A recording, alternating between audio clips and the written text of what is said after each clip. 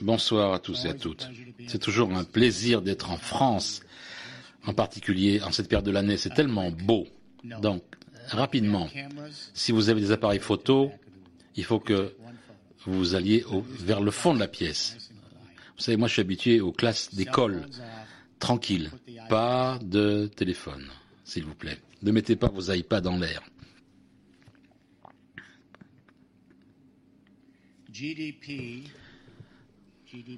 Le PIB ralentit partout, dans tous les pays du monde. La productivité diminue dans chaque pays. Le chômage est à des niveaux très élevés à travers le monde, dans tous les pays. Nous commençons à apercevoir le déclin d'une grande ère économique de l'histoire du monde. Mais nous commençons aussi à voir l'émergence, le lever de soleil d'un nouveau modèle économique qui va changer la façon dont nous vivons sur cette terre. Pour comprendre la crise et les occasions qui s'offrent, nous avons besoin de comprendre comment les grands changements de modèle se produisent dans l'histoire économique. Ça va nous donner une carte, un plan de route pour savoir ce que l'industrie de l'alimentaire et les autres industries se mettent sur le bon chemin. Il faut réapprendre comment vivre sur cette terre. Eh bien, on va prendre les grands changements de modèle économique dans l'histoire. Ils ont un dénominateur commun. Et c'est qu'à une certaine période de l'histoire, trois technologies émergent et convergent pour créer une ingénierie, une plateforme générale.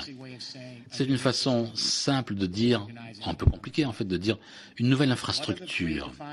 Quelles sont ces trois technologies? Et de là, je voudrais que vous réfléchissiez à votre propre industrie et tout ce que je dis, depuis les prés, les champs, jusqu'à l'assiette. Tout ça va changer l'histoire économique.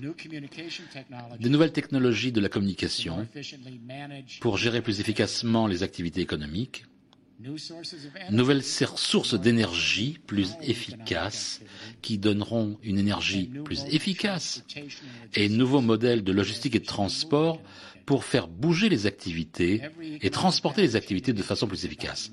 Toutes les chaînes, toutes les industries, toutes les révolutions ont mis ensemble ces trois points.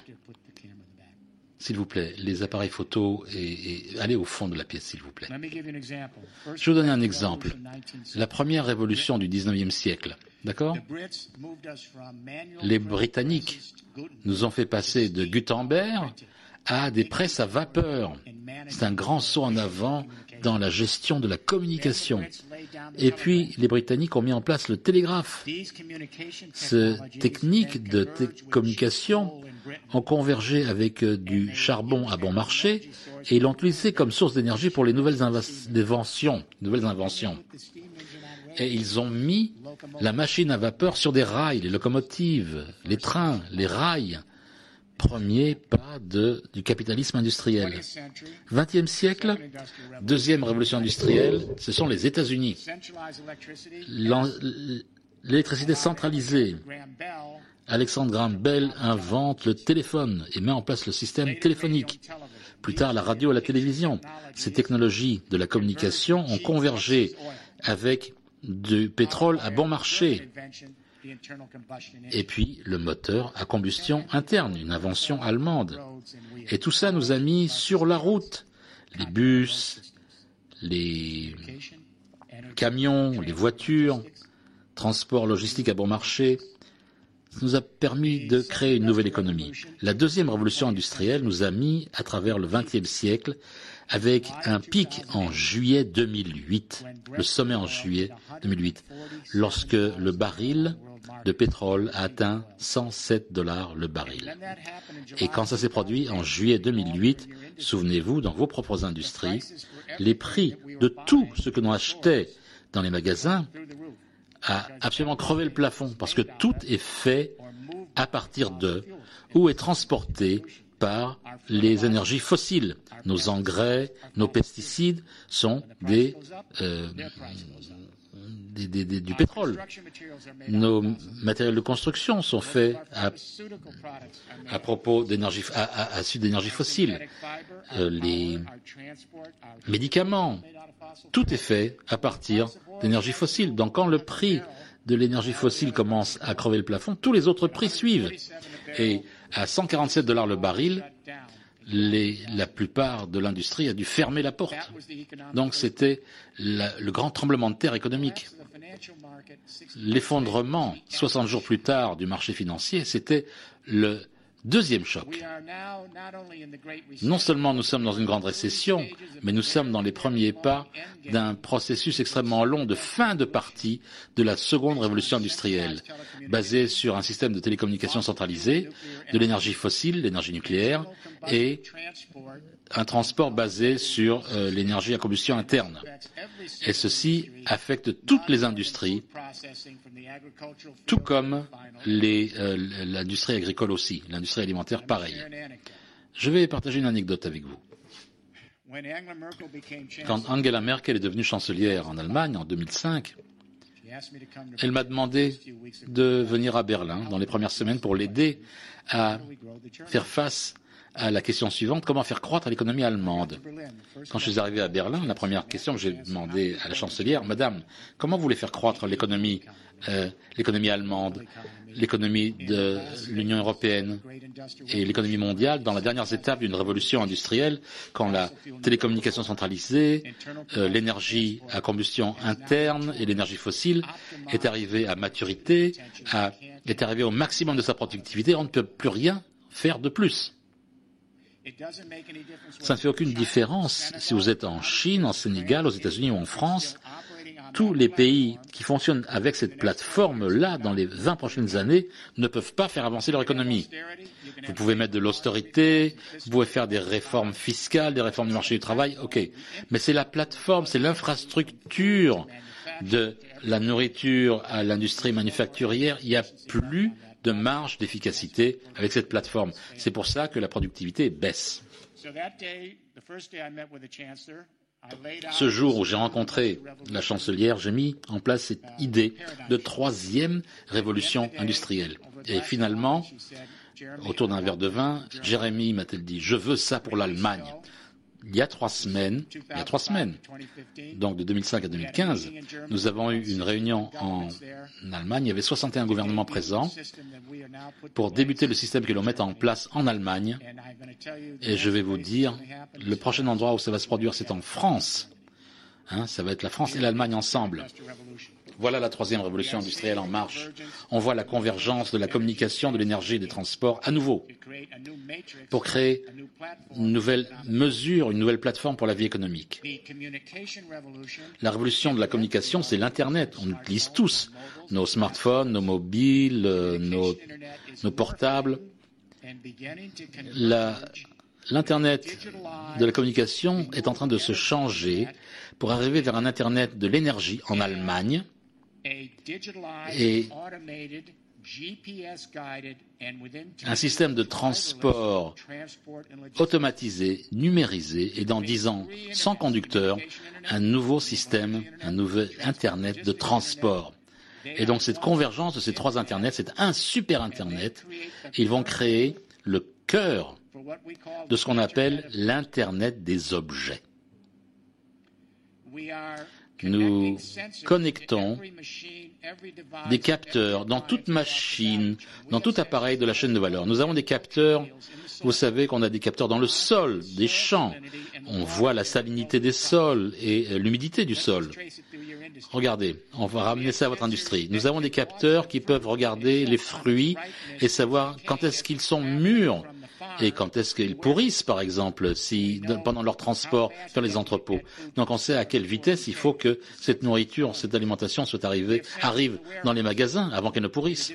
Nous avons des capteurs dans les entrepôts, dans les camions, pour suivre le flux de nos transports. Nous avons des capteurs dans les magasins de détail qui suivent comment la nourriture est enlevée des étagères. Nous avons des maisons intégrées. Nos réfrigérateurs nous disent quand est-ce qu'il faut racheter tel ou tel produit. On a même, si vous voulez, des capteurs dans nos boîtes de recyclage. Et donc, en fait, tous ces capteurs vont renvoyer des données vers ces trois Internets, l'Internet de la télécommunication, l'Internet de l'énergie et l'Internet des transports, et vont devenir une sorte de super cerveau. Nous aurons des centaines de milliards de capteurs en 2030 qui reliera chaque appareil avec chaque être humain dans un seul réseau mondial. C'est très enthousiasmant parce que pour la première fois dans l'histoire, on va démocratiser la vie économique. Parce que on va engager toute l'espèce humaine vers la révolution à coût marginal zéro et chacun deviendra entrepreneur social. Mais il y a un aspect sombre lorsqu'on va reconnecter tout le genre humain. Il y a une famille économique qui opère en temps réel avec l'Internet des objets. Et la question suivante, c'est, attendez, une petite seconde. 100 milliards de capteurs qui relient chaque appareil à chaque être humain. Qu'en est-il de la neutralité du réseau? Comment est-ce qu'on sait que les gouvernements ne vont pas prendre avantage de ce réseau et l'utiliser pour leur propre pour eux-mêmes? Comment est-ce qu'on peut avoir une vie privée dans cet âge de connexion? Comment est-ce qu'on peut assurer la sécurité des données? Comment est-ce qu'on peut lutter contre le cyberterrorisme et les cybercrimes dans cette rupture totale de plateformes à travers le monde? Ce sont des questions extrêmement importantes, des défis importants. On en parle à Bruxelles. J'en parle avec Jean-Claude Juncker à Strasbourg et à Bruxelles. Ça prendra 3 générations pour pouvoir régler ces problèmes de la face sombre de l'Internet. Mais disons qu'on peut régler ce problème et que voici les bénéfices qu'on peut tirer de cette révolution. Nous avons 3 milliards de gens qui sont reliés à l'Internet déjà maintenant. Je reviens de Chine parce que je travaille avec le gouvernement là-bas sur ce plan. Je travaille avec l'Union européenne. Le vice-premier ministre chinois m'a dit « Jérémy, nous avons maintenant des téléphones, des smartphones à $25. C'est-à-dire que si vous gagnez $2 par jour, en 10 jours, en 15 jours, vous pouvez avoir un téléphone portable. » Donc on va avoir cette nouvelle... Tout le monde ici, tout le monde va faire partie de cet Internet des objets. Et nous allons tous avoir une image transparente de tout ce qui se passe dans le monde de l'économie. Même des grandes sociétés n'ont pas ou n'avaient pas cette information précédemment. Ceci arrase, démocratise la vie économique parce que tout le monde saura tout.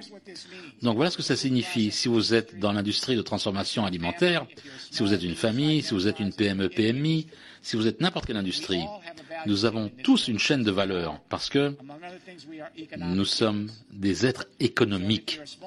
Donc si vous êtes un PME, PMI, une famille, un transformateur de nourriture, d'alimentation, nous sommes tous constamment en train de faire une économie, une activité économique, nous produisons des biens et des services, nous sommes en train de consommer de l'activité économique, nous vendons de l'activité économique, c'est notre chaîne de valeur, nous l'avons tous les jours. Voilà ce que ça signifie pour nous. Chacun de nous, dans cette pièce, peut commencer maintenant à monter sur cet Internet des objets, cette révolution, troisième révolution industrielle, et prendre sa valeur, sa chaîne de valeur.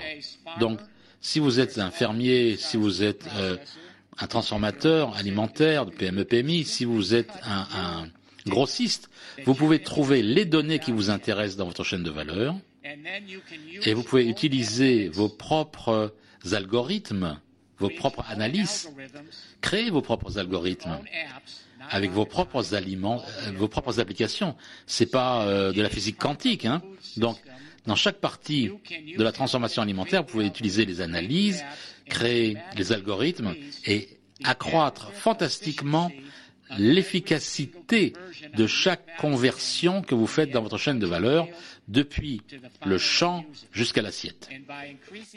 Et en accroissant votre performance, votre productivité à chaque étape de votre chaîne de valeur, vous allez accroître la productivité de façon extraordinaire. 86% de la productivité, c'est ce qu'on appelle l'efficacité agrégée, c'est-à-dire le taux, le potentiel de l'utilisation à chaque étape, de chaque énergie que vous utilisez. Les meilleures machines, les meilleurs travailleurs ne fournissent que 14%, un taux de 14%.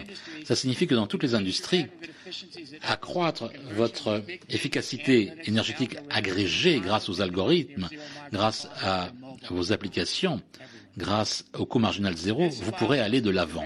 Ça nous permettra d'accroître la productivité à travers la chaîne de valeur à un coût réduit.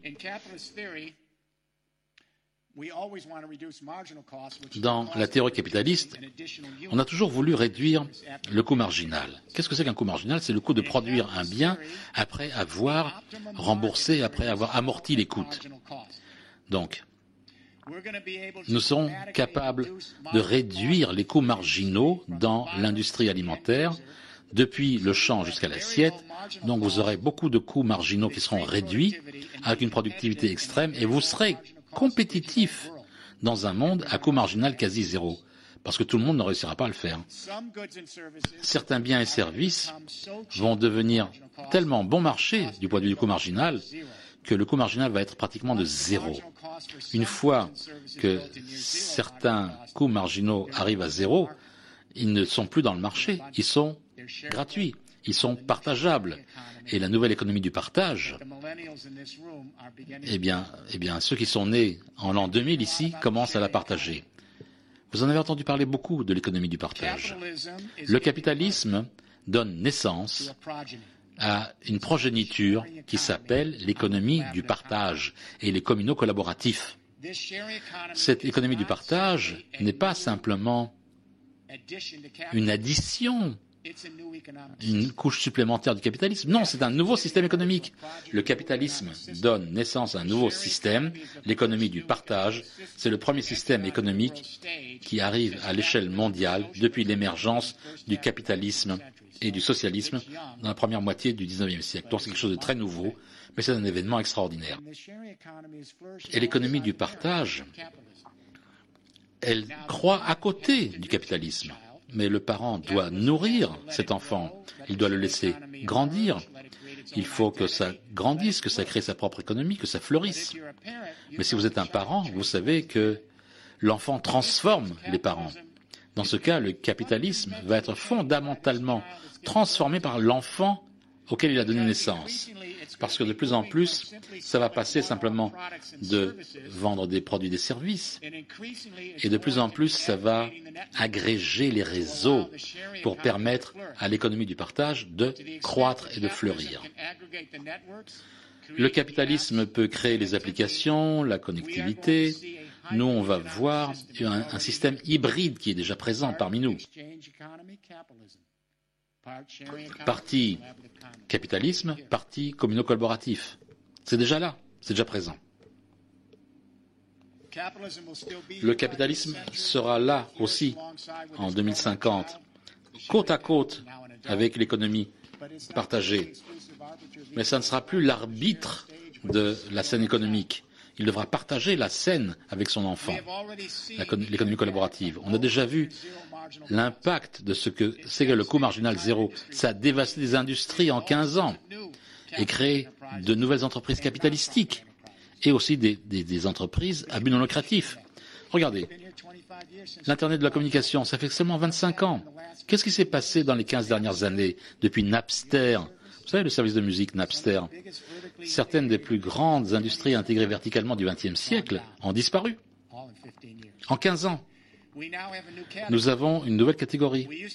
On disait qu'il y a des acheteurs et des vendeurs, des propriétaires et des non-propriétaires. Ils sont toujours là, ils ne vont pas disparaître, mais maintenant il y a une nouvelle catégorie. Les prosommateurs. Et ce sont des centaines de millions, en fait 3 milliards de gens sur l'Internet, et qui à un moment devient un prosommateur. Ça veut dire, on produit quelque chose, et vous consommez et vous partagez des biens et des services les uns avec les autres à un coût marginal zéro. Maintenant, pendant que je parle, il y a des millions de gens à travers le monde, maintenant, tout de suite là, qui produisent et partagent leur musique.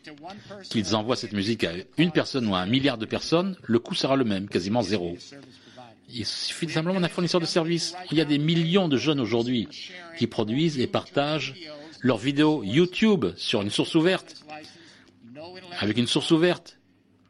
Pas de propriété intellectuelle. Que vous partagez votre vidéo avec une personne ou 1 milliard de personnes, le coût marginal est zéro. Des blogs d'information, contribution à Wikipédia.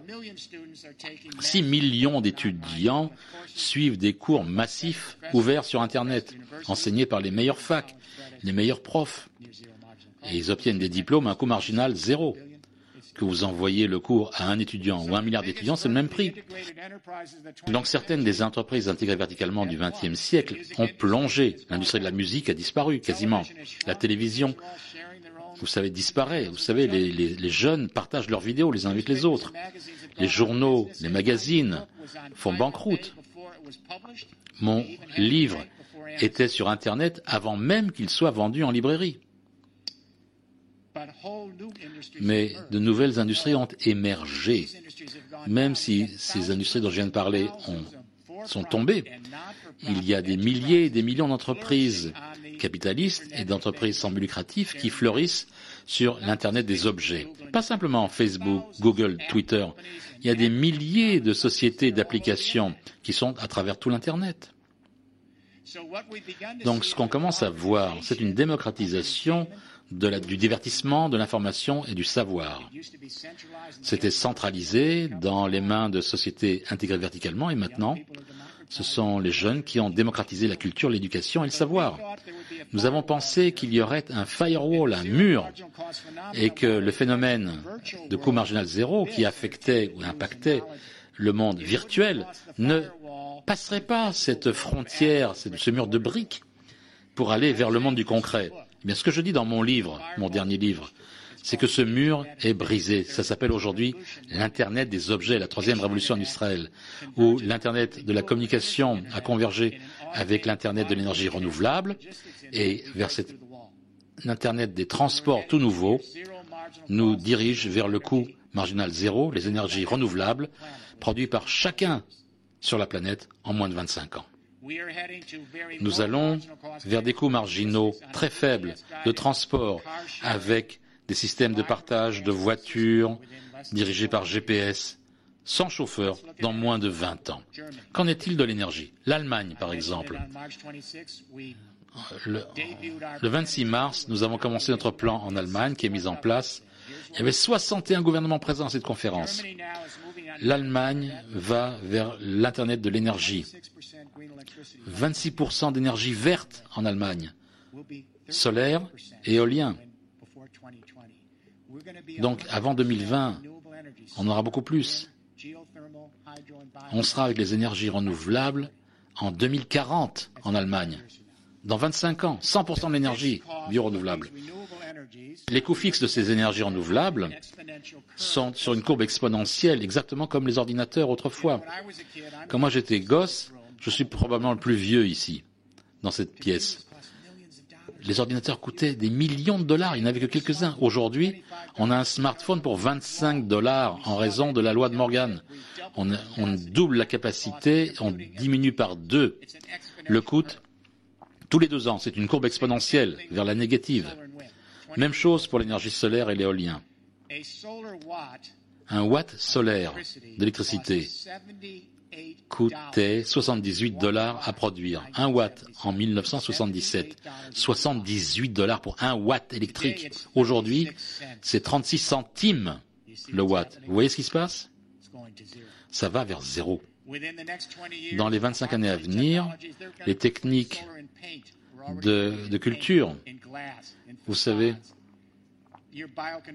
les bioconvertisseurs, les pompes thermiques seront aussi bon marché que les smartphones à l'avenir. Ce qui est intéressant, lorsque les compagnies de l'énergie nous disent « Oh, c'est très loin dans l'avenir », mais en privé, en Europe et aux États-Unis, les sociétés achètent des contrats de 25 ans à 25 centimes du kilowatt de l'éolien et du solaire. Ils abandonnent le nucléaire et le thermique. Ils voient la courbe. Ils veulent des contrats à longue durée avec des énergies renouvelables. Une fois que l'on rembourse les coûts fixes des technologies solaires et éoliennes, le coût maintenant de 25% de l'énergie en Allemagne, l'éolien et le solaire, c'est quasiment zéro. Vous savez, le soleil n'envoie pas de facture en Allemagne. Le vent n'envoie pas de facture non plus en Allemagne. L'énergie géothermique n'envoie pas de facture non plus. Une fois que vous avez rempli, vous avez payé les coûts fixes, ça y est, c'est fini. Comment est-ce qu'on peut être en concurrence avec zéro une fois que vous avez payé la maintenance et les coûts fixes? Qui produit cette énergie? Il y a 4 sociétés en Allemagne.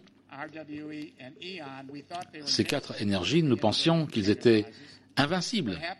Ces 4 sociétés, au cours des 7 dernières années, c'est ce qui s'est passé avec l'énergie de la musique, l'édition, la télévision.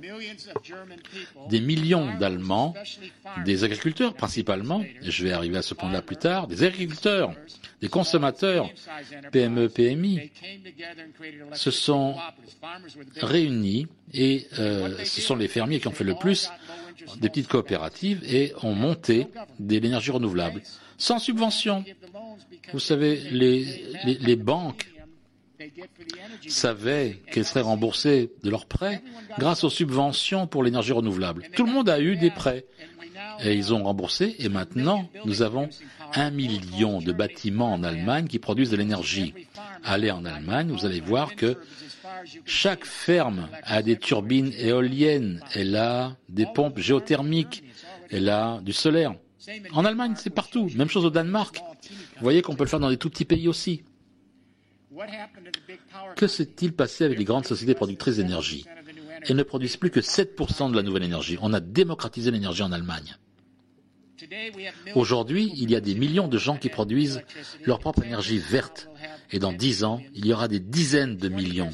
Et dans 20 ans, il y aura des centaines de millions. Et quand vous aurez mon âge, même bien avant, toute l'espèce humaine produira sa propre électricité, sa propre énergie. Tout le monde l'aura. Tout le monde a le soleil, tout le monde a du vent, tout le monde a la géothermie et de la biomasse et de la bioconversion. Ça va se produire parce que les courbes sont là, elles le montrent, elles ne vont pas disparaître. Est-ce que ça veut dire que les grandes sociétés d'énergie sont en banqueroute? Je veux que vous entendiez cela. Non, non, pas du tout. Ils ont changé leur modèle d'affaires, leur modèle économique. On ne va pas continuer à vivre on ne va pas arrêter la deuxième révolution industrielle, bien sûr, mais ils vont utiliser pendant 20 ans la transition vers la troisième révolution industrielle. De plus en plus, les gens vont produire leur propre énergie. C'est comme démocratiser le divertissement, l'éducation, la culture, l'information. Et avec des coopératives de production d'énergie, on va renvoyer l'électricité vers le réseau. Vous, société d'électricité, vous allez gérer l'Internet de l'énergie de la même manière que Facebook, Twitter et Google gèrent le réseau de la communication. Et comment faire de l'argent en tant que société de transmission en vendant aussi peu d'électricité que possible? Vous avez bien entendu. Ils ne vendront plus d'électricité. Ce que vous allez faire en tant que compagnie électrique, vous allez établir des partenariats avec des milliers, des millions de PME, PMI, de fermes, de domiciles, de maisons, et vous allez générer des profits en gérant ce réseau. Vous aurez des milliers d'entreprises en utilisant des analyses, en créant des algorithmes pour vos clients, pour qu'ils puissent accroître de façon fantastique leur productivité dans leur chaîne de valeur, réduire leurs coûts marginaux. En retour, des milliers d'entreprises, ces milliers d'entreprises vont partager leur productivité avec les compagnies d'électricité. C'est ce qu'on appelle des contrats de performance. Il y a plus d'argent à faire en vendant moins d'électricité et en gérant les données, en accroissant la productivité de dizaines de milliers, de centaines de milliers d'utilisateurs finaux. E.ON, il y a 5 ans, M. Tyson a dit « on fera jamais ça ». Il l'a fait il y a 3 mois. Je le vois dans quelques semaines. On a un accord avec lui. EDF nous ont rejoints en France. J'étais avec M. Poroglio et Michel Belland, qui vient de prendre sa retraite. Son successeur était avec moi ce matin. Et nous remettons en marche toute la région Pas-de-Calais, 5 milliards par an. ERDF nous a rejoints, EDF nous a rejoints, GDF Suez est avec nous.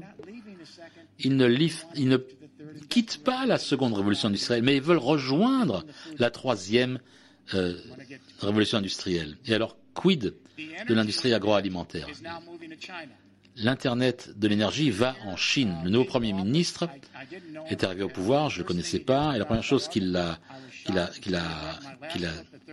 faite, c'est, dans sa biographie, il a indiqué qu'il avait lu mon livre et qu'il avait donné ce livre à tout le gouvernement chinois. Je suis allé voir les Chinois, j'ai vu tous ces gens-là, et regardez à quel point, à quelle vitesse la Chine suit l'Allemagne. Après ma première visite, il y a 3 ans en Chine,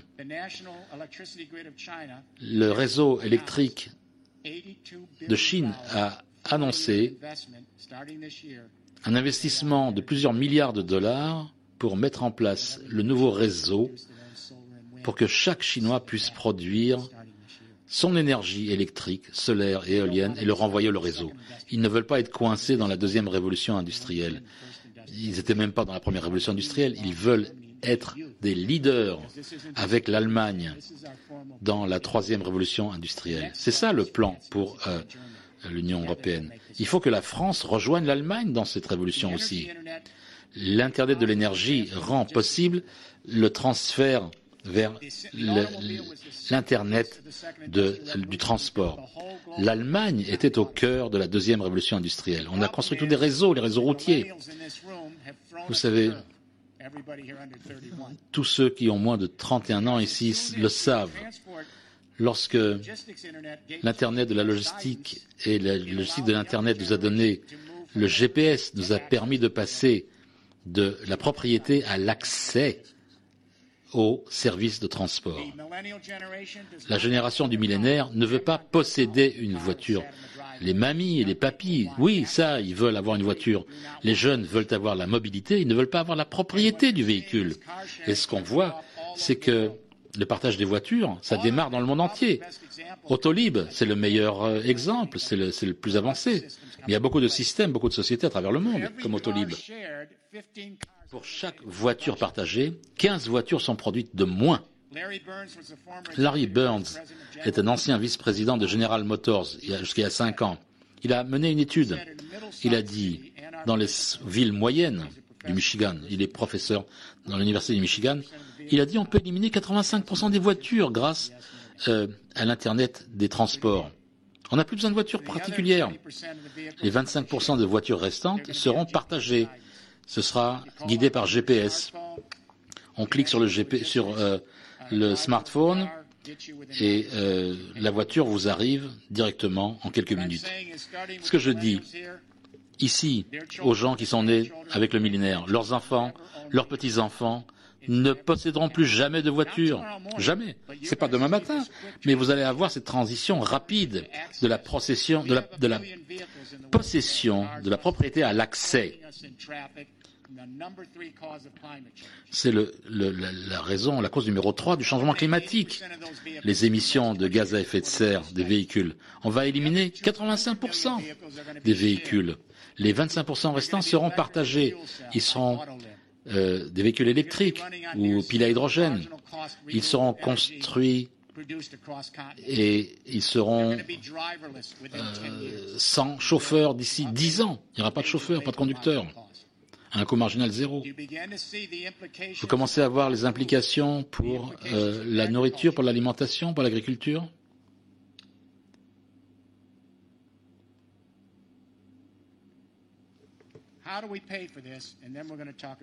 Comment est-ce qu'on va payer pour ça? Puis après, on va passer à l'alimentaire, l'agricole. L'argent est là. À Bruxelles, la question est apparue, mais comment est-ce qu'on va payer pour tout ça? Mais l'argent est là. En 2012, à l'Union européenne, nous avons dépensé 741 milliards de dollars en infrastructures. En 2012, très mauvaise année, durant la récession, de l'argent public et privé. La France, vous dépensez de l'argent chaque année sur l'infrastructure. Bonne année, mauvaise année. Chaque pays fait ça. Le problème, c'est pas l'argent, c'est où est-ce qu'il va. Ce qu'on fait, c'est qu'on prend et on construit du nouveau vieux. On investit tout cet argent dans la deuxième révolution industrielle, dans ces infrastructures-là, les télécommunications centralisées et avec des réseaux électriques non intelligents, de l'énergie fossile et un système de transport à combustion interne à très faible efficacité. Nous avons optimisé la productivité de cette plateforme. On ne peut plus avancer avec cette plateforme. C'est fini. Si on change les priorités, par exemple, ici en France, et qu'on dépenserait simplement 25% de toute façon sur les nouvelles infrastructures, l'Internet des objets, pour une génération numérique, pour la troisième révolution industrielle, on pourrait réussir à y arriver en 25 ans. 25 ans. Toute industrie sera impliquée dans cette transition. Même GDF Suez, c'est peut-être celle qui est plus à l'avance. GDF Suez y est déjà. Mais si vous êtes une société de télécom, une société de par câble, une société d'électronique, une société de transmission électronique, une société de transport et de logistique, du BTP, les sciences du vivant, des manufactures, l'industrie alimentaire, vous serez dans cette transition. Parce que si vous ne l'êtes pas, vous serez dans la mort. Dans 10 ans, vous êtes mort avec la mort de la seconde révolution industrielle. C'est pour cela que l'Allemagne va de l'avant rapidement. Pour cela que la Chine va rapidement de l'avant. La Californie aussi. Le reste de mon pays, malheureusement, pense que le pétrole de schiste, le gaz de schiste, c'est l'avenir. C'est une erreur grave.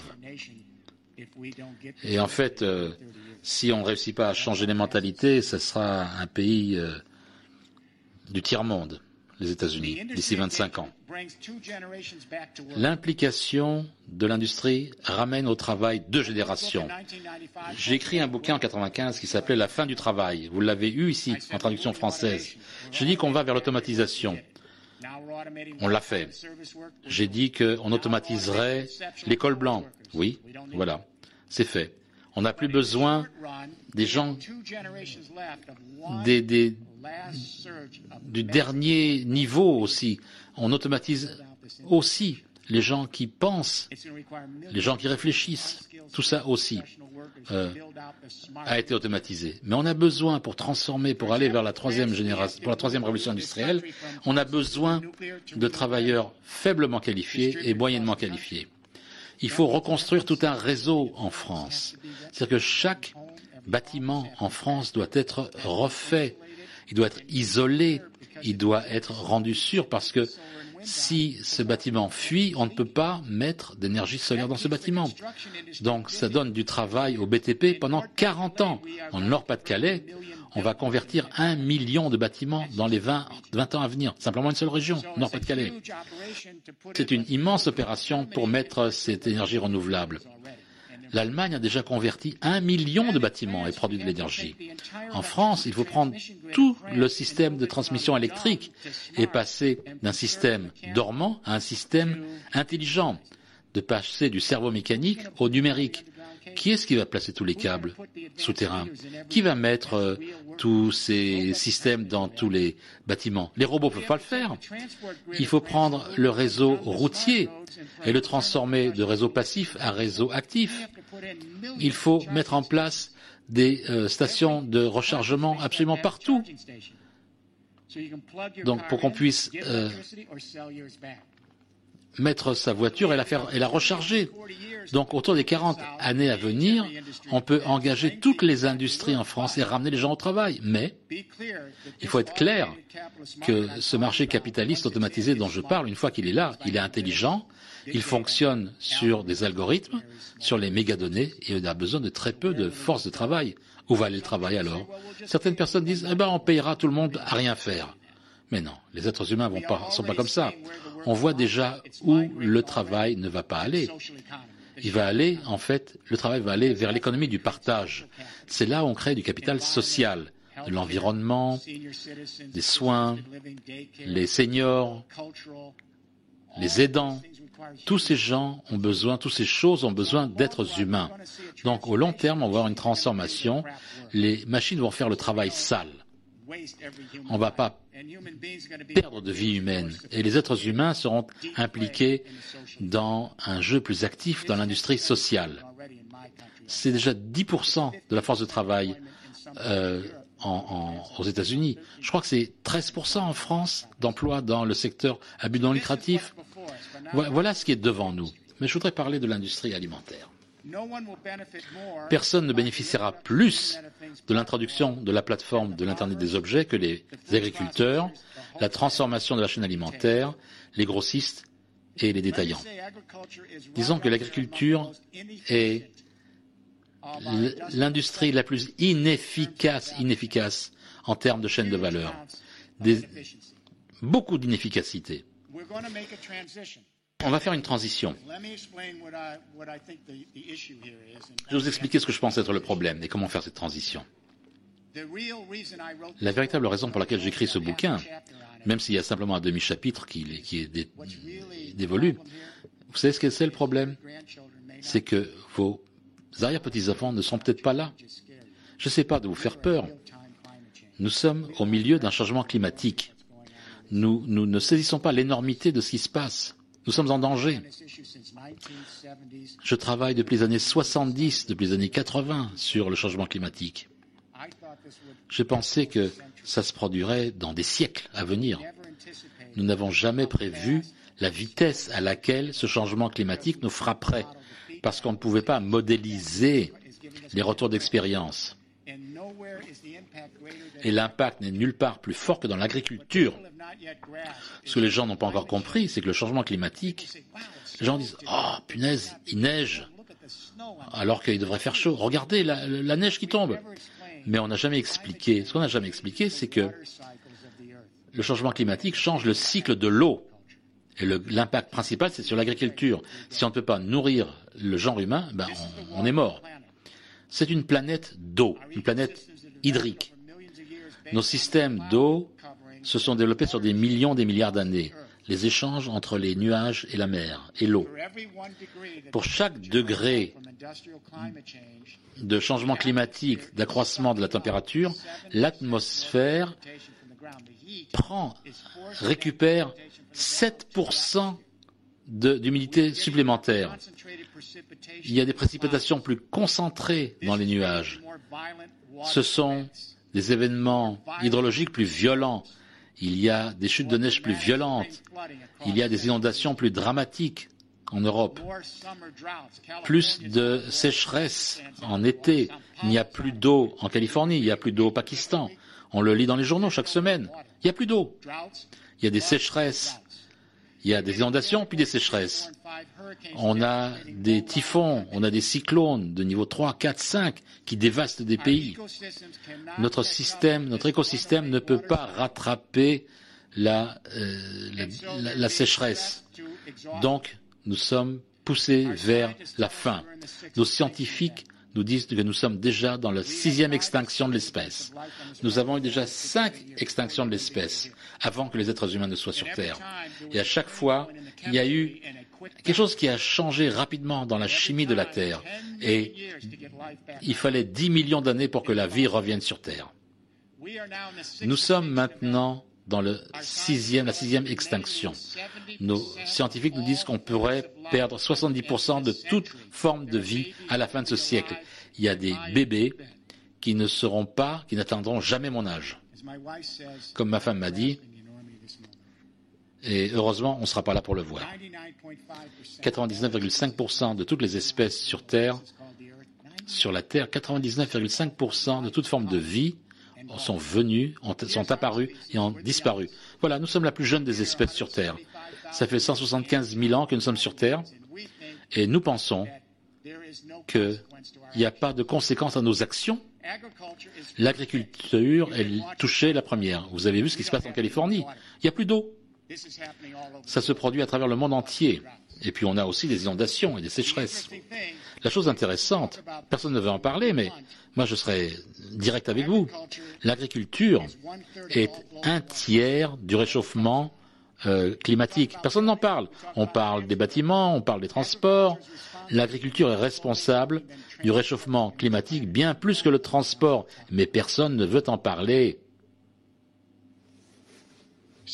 Donc, l'ironie, c'est qu'une grande partie des émissions des gaz à effet de serre viennent de la nourriture et de l'agriculture, et ce sera la première victime de ce réchauffement climatique.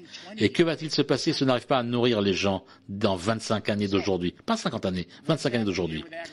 Que se passe-t-il avec l'agriculture? Tout d'abord, l'agriculture mécanique de la première révolution industrielle, les tracteurs. On a ensuite introduit l'agriculture chimique. Ce sont tous des énergies fossiles, c'est basé sur le pétrole. L'industrie chimique met des engrais, des pesticides. Donc, lorsque les engrais sont faits dans les usines, ils émettent du gaz carbonique, du CO2. Quand vous mettez des engrais, ça dégage de l'oxyde nitrique. C'est beaucoup plus puissant, beaucoup plus grave que le gaz carbonique. Donc il y a un deuxième problème. Nous avons fait passer de notre agriculture, de la nourriture, vers l'alimentation, c'est-à-dire l'alimentation pour des animaux. D'ici 20 ans, les projections, c'est que 65% des terres agricoles qui souffrent d'inondations et de sécheresse sera destinées à nourrir les animaux. Donc plus on monte dans la chaîne de l'alimentation, nous mourrons des maladies de l'affluence, les riches, du diabète, d'hypertension. Les pauvres n'ont pas d'accès à la nourriture parce que la terre est trop chère. Deuxième problème, on passe de la nourriture pour les êtres humains et on passe à la nourriture pour les animaux. Il y a beaucoup trop de cheptels sur Terre. Ils émettent massivement du méthane. Le méthane est 23 plus puissant que le CO2 dans les émissions de leurs gaz et dans leur bouse. Je vous ai dit que l'agriculture était inefficace. La quantité de grains, de céréales qu'on a besoin pour 1 kilo de grains nécessaires pour 1 kilo de viande, c'est très très efficace, très très peu efficace en fait, très très peu efficace. C'est difficile d'entendre ça en France, je le sais bien. C'est très dur à entendre dans beaucoup de pays. C'est pour ça que j'en parle pas beaucoup dans mes conférences, mais je vous en parlais. Il faut repenser nos processus agricoles. Et c'est ça que je vous suggère de faire. Cette plateforme d'Internet des objets nous permet de passer à une agriculture soutenable. Il faut replanter, donnez-nous un espoir pour le réchauffement climatique. Premièrement, il faut sortir de l'agriculture chimique vers l'agriculture biologique. Il y a 2 semaines à Bruxelles, on avait toutes les industries présentes. J'ai dit, écoutez, on est en train de subventionner toute l'agriculture dans l'Union européenne. Gardez les subventions, continuez à donner les subventions, mais changez les priorités. Les agriculteurs peuvent recevoir des subventions pour se transformer en bio, mais en fait, il faut attendre 7 ans de jachère pour qu'on puisse produire bio. Donc, il faut donner des incitatifs à l'industrie agroalimentaire pour avoir des subventions, pour pouvoir mettre en jachère une partie de leurs terres, pour pouvoir passer au bio, grâce à des subventions, pour mettre un terme à l'agriculture chimique.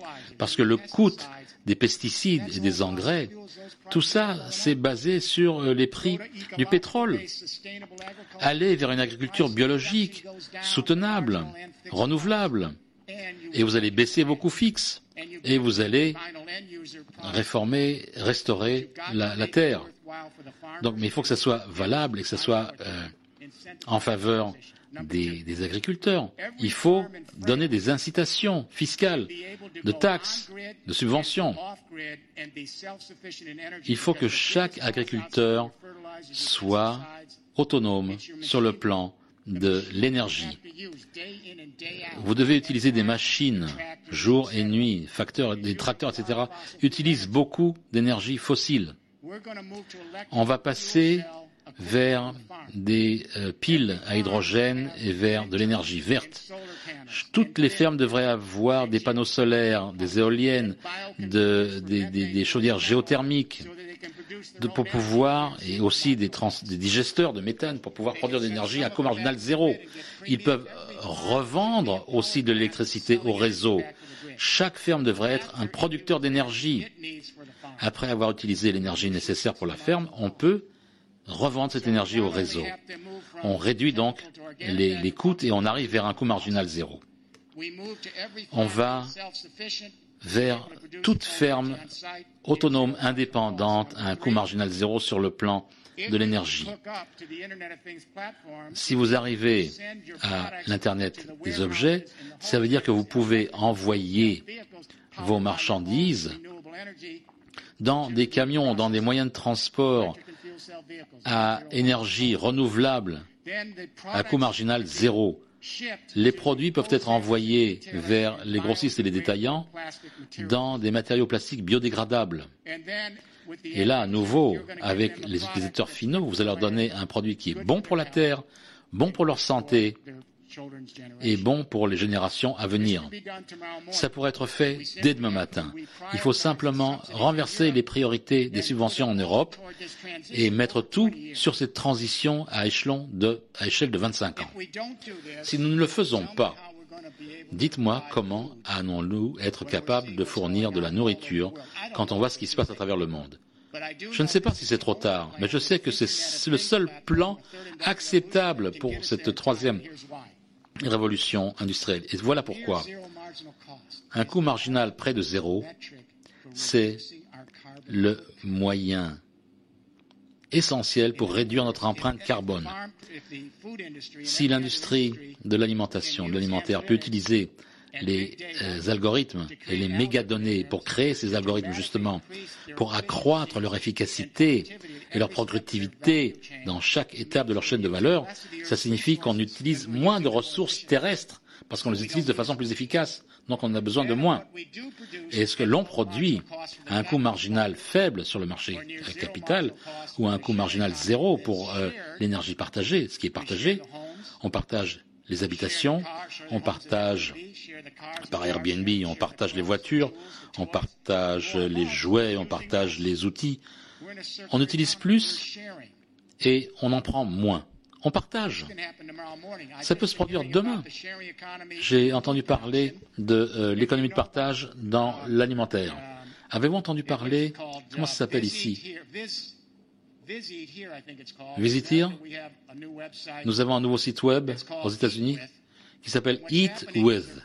Eat With. Ils suivent le concept de Airbnb et les mômes créent des sites web. Ça va décoller. Ou si vous êtes quelqu'un, par exemple, d'une communauté locale, vous voulez être chef en cuisine. Donc les gens qui viennent vous voir, peut-être qu'ils peuvent venir chez vous par Airbnb, vous partagez votre repas, vous êtes sur le site web, on peut connecter tous ces chefs en herbe pour partager leurs recettes. Ils produisent la nourriture, donc vous partagez leur lieu, leur feu. Vous comprenez que la cuisine est aussi quelque chose de culturel et vous faites un voyage merveilleux. Les gens qui produisent la nourriture, ça accroît leur visibilité.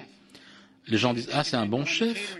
Ah oui, mais ces chefs-là peuvent aller vendre leurs propres recettes, ils peuvent aller dans les recettes, ils montrent leurs valeurs sur les réseaux. J'ai parlé avec certaines des personnes présentes ici qui créent ces réseaux, là, maintenant. Et vous pouvez mettre aussi en ligne un nutritionniste. Par exemple, tout le monde veut devenir chef. Vous pouvez avoir sur votre site, par exemple, vous voulez faire un dîner pour 30 personnes et à certains de vos invités qui ne peuvent pas manger du gluten ou ont quelques problèmes diététiques, eh ben, vous pouvez, grâce à ce système, créer des menus extraordinaires pour tous ces gens-là. Donc, cette économie partagée arrive. C'est une énorme transition et l'industrie alimentaire doit être véritablement en position de leader.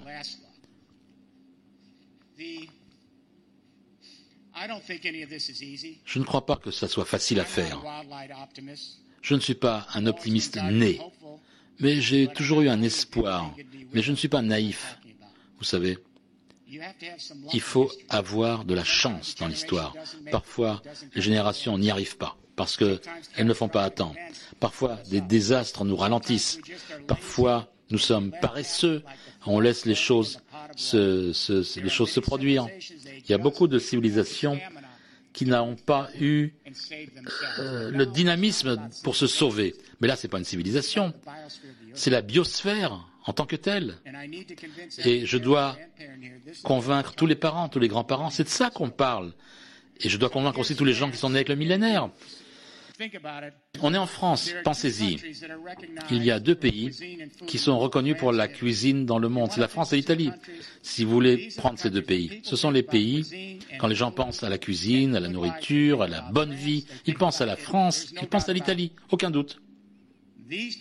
Ces 2 pays devraient être sur le front de cette transition vers la 3e révolution industrielle, l'Internet des objets, nettoyer, créer des coûts marginaux zéro pour pouvoir avoir un marché capitaliste pour vos produits alimentaires ici et à l'étranger. L'héritage de cette génération dans l'industrie alimentaire, c'est peut-être que vos petits-enfants vous diront merci parce que vous avez fait tourner les tables et vous avez sauvé la Terre. Chaque être humain qui n'est pas encore né, chaque créature qui n'est pas encore née a droit à la vie, d'avoir l'expérience de leur présence sur Terre. La seule que je sais, j'ai 70 ans, plus de 70 ans. Je sais simplement que la vie est intéressante. Chaque jour, je me lève et je me dis, waouh, ça va être intéressant. Je ne sais pas ce que c'est la vie, mais je sais que je la veux chaque matin. Nous avons des générations qui ne sont pas encore nées. Ils ont un droit de vivre dans un environnement vibrant, renouvelable. Ça commence par la production de la nourriture. Ça commence par repenser les fondamentaux de la chaîne alimentaire. Et tout suivra. Merci de votre attention.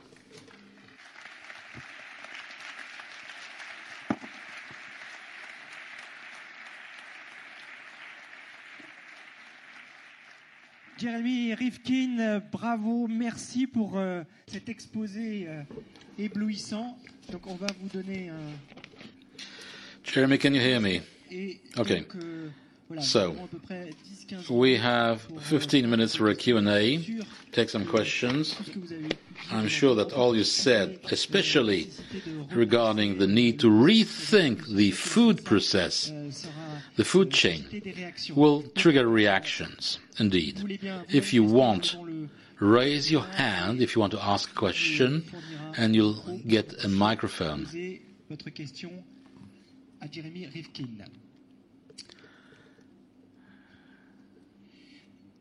Madame, donc si on peut procurer un micro. A microphone for this lady, please, so I can hear her question.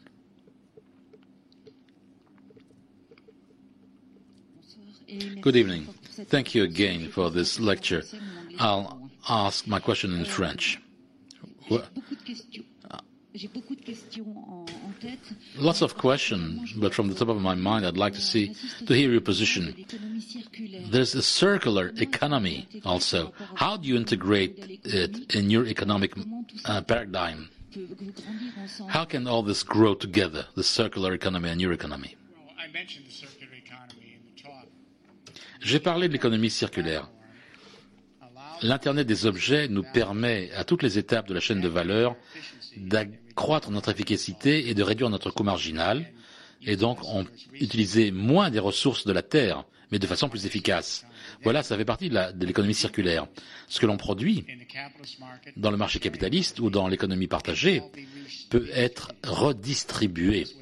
On le fait avec nos appartements, nos maisons, nos véhicules, nos voitures. On commence à le faire aussi. Les parents sont sur le web pour partager les jouets de leurs enfants, les vêtements de leurs enfants, nos vêtements. Et dans cette économie de partage ne disparaît pas. Plus vous êtes jeune, plus vous l'utilisez. Utilisez moins des ressources de la Terre et réutilisez-les à nouveau et à nouveau et à nouveau. Rien ne va aux déchets. On réduit notre empreinte carbone. L'Internet des objets accroît l'efficacité, on utilise moins des ressources de la Terre et quand on produit quelque chose, un produit est partagé. Et quand on produit avec de l'énergie renouvelable à coût marginal zéro, vous savez, le soleil, ça coûte rien. Le vent continue de souffler. Donc, si on passe au transport, où on partage les transports, on élimine 85% de tous ces produits qui rentrent dans les transports.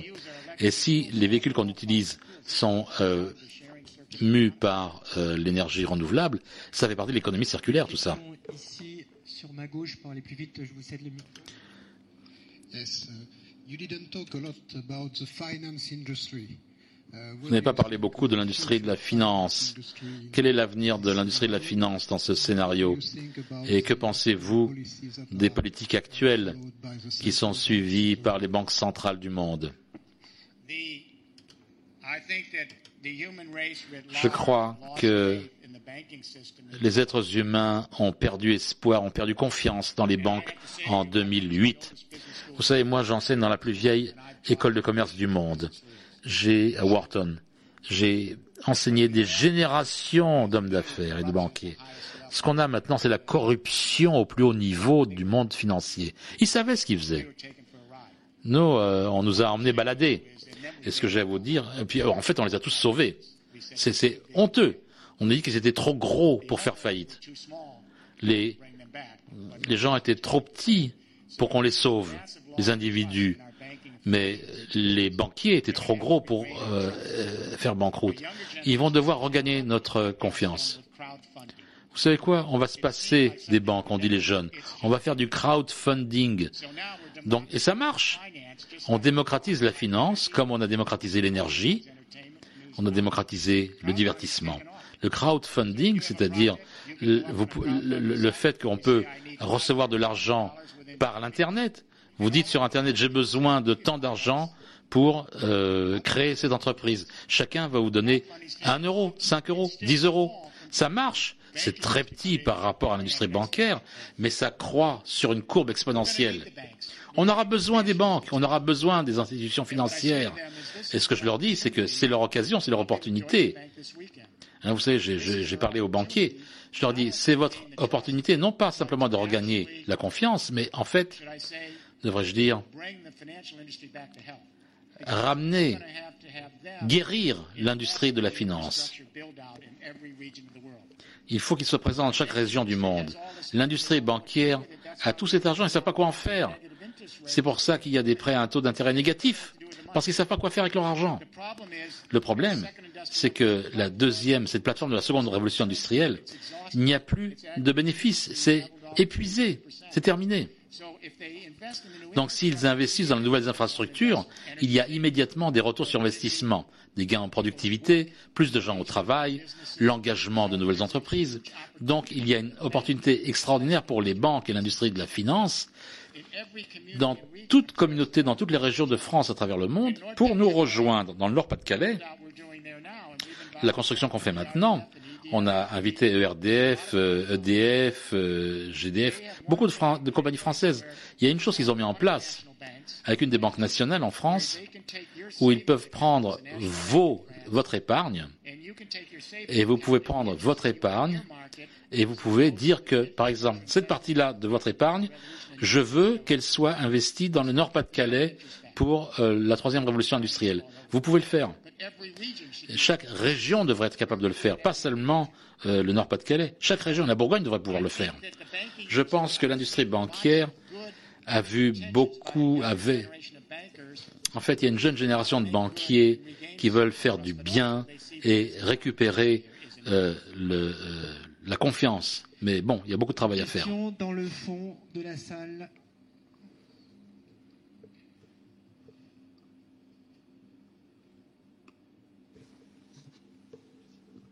Good evening, Jerry. I'm Arthur from WeShare. Just at the back. Arthur, ma question. Vous êtes peut-être au courant qu'un rapport d'un institut de recherche indépendant en France, enfin, le gouvernement français ne voulait pas que ça se sache. Les révélations ont été choquantes parce que ce que ça disait, c'est que ça ne serait pas plus cher d'avoir une infrastructure. Vous parlez de Renault? Non, de l'ADEME.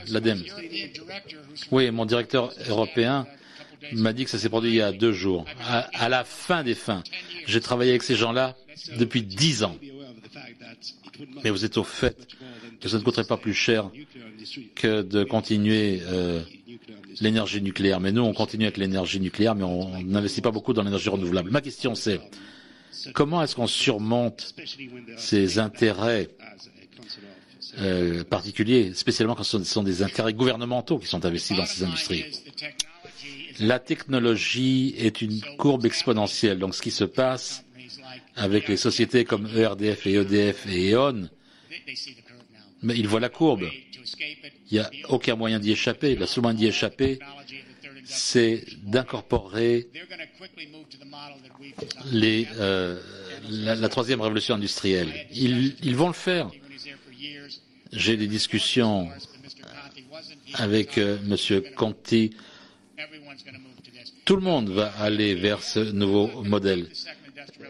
EDF et ERDF ne vont pas abandonner la deuxième révolution industrielle en 24 heures. Non, ils vont le faire dans les années à venir, parce que c'est une bonne conduite des affaires.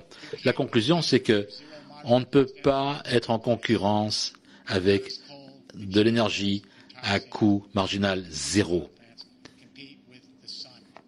Comment est-ce qu'on peut être en compétition avec du charbon et du pétrole et de l'énergie nucléaire quand vous avez à faire concurrence avec le solaire et l'éolien? C'est pas possible.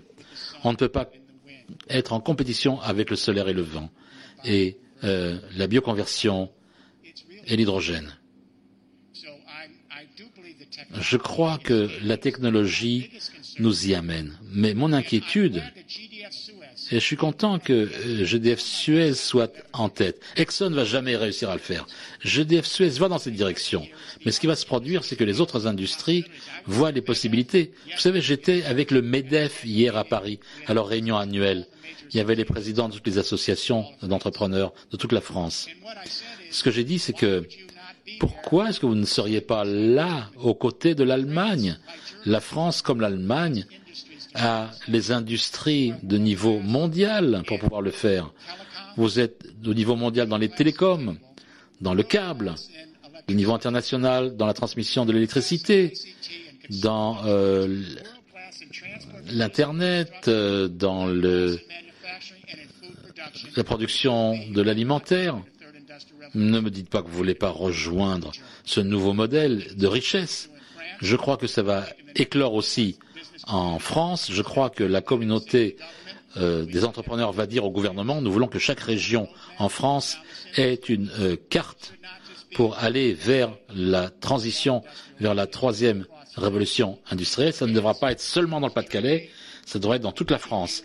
Et quand la France rejoindra l'Allemagne, ça sera main dans la main avec la Chine pour aller vers cette nouvelle route de la soie de Shanghai à l'Irlande, un grand marché, un marché unique. 66% du genre humain. Plus de géopolitique, mais du partage à travers l'Eurasie.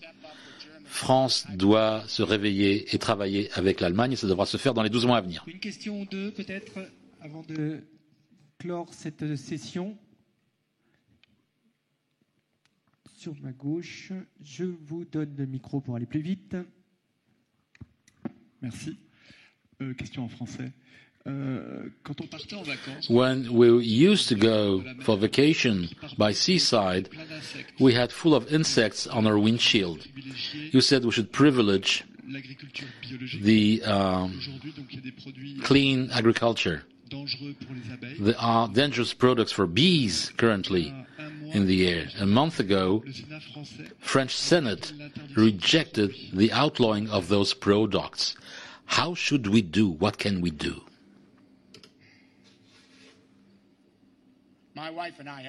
Ma femme et moi, on a une ferme en Virginie.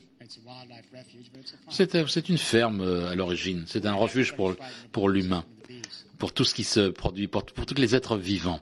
Et on a très peur de ce qui se passe avec les êtres vivants, avec les animaux. Vous savez, l'agriculture doit prendre la tête. Il faut passer des relations publiques, comprendre que si on transforme l'alimentaire, ça mettra tout le monde au pas. C'est le début. Il faut qu'on aide l'alimentation. Et puis après, il faut avoir des services, de l'industrie, et puis la plateforme des objets. Il faut une génération de dirigeants dans l'industrie alimentaire qui disent il faut nettoyer, transformer pour pouvoir être plus productif, plus efficace, mettre de la nourriture plus saine à disposition et on sauvera la terre pour produire de la nourriture pour l'avenir. Les industriels de l'alimentaire doivent se mettre à l'avant et au lieu d'être passifs sur la défensive, ils doivent être visionnaires parce que la technologie est présente, elle a besoin d'être mise à l'échelle, échelonnée. C'est pas de la physique quantique, hein. Tout ce que je dis là, c'est fait quelque part et ça doit être la France. Parce que les gens savent que l'industrie alimentaire française, c'est la meilleure à travers le monde. Ces pays doivent faire avancer les choses. Une dernière question? Je posais moi la dernière question.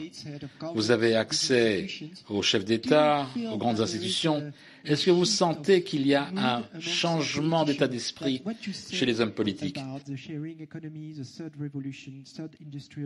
Ce que vous dites sur la troisième révolution industrielle, est-ce que vous sentez que, à la fin des fins, c'est pris au sérieux, ou est-ce que les gens sont encore un peu sceptiques? Vous avez tous un ordre du jour, non? On a mis dans vos kits un mémo. C'est en anglais, ce que j'ai donné à M. Jean-Claude Juncker. Vous savez, c'est à lui que je l'ai donné.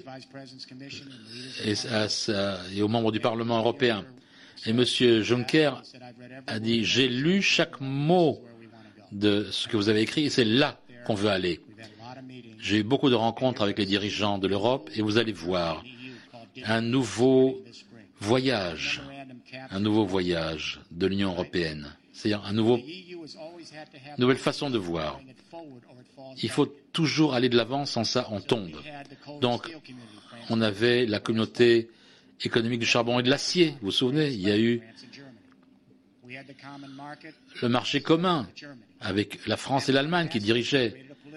Et on a créé une union politique de l'Europe avec la France et l'Allemagne à la tête. L'euro, l'union monétaire, sur la base de la France et de l'Allemagne.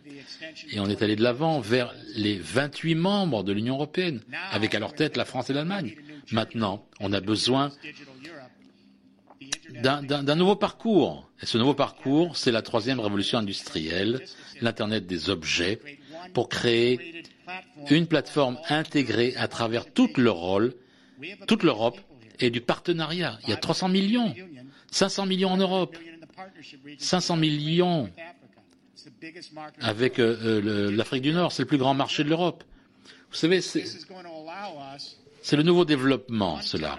Ça va nous permettre de créer une seule plateforme sur un marché d'1 milliard d'individus pour accroître notre efficacité à un coût marginal très faible et être compétitif avec le marché capitaliste et introduire l'économie de partage. Ça peut être fait. Monsieur Juncker a vu ce que j'ai écrit. C'est une source ouverte, vous pouvez le lire aussi. Et si vous pensez que ça a un sens, faites-le passer à travers toute la chaîne de l'industrie alimentaire. Il faut que l'industrie alimentaire soit le leader de cette révolution ici en Europe. Dès demain. Dès demain. Merci. Merci beaucoup. Thank you so much, Jeremy Rifkin.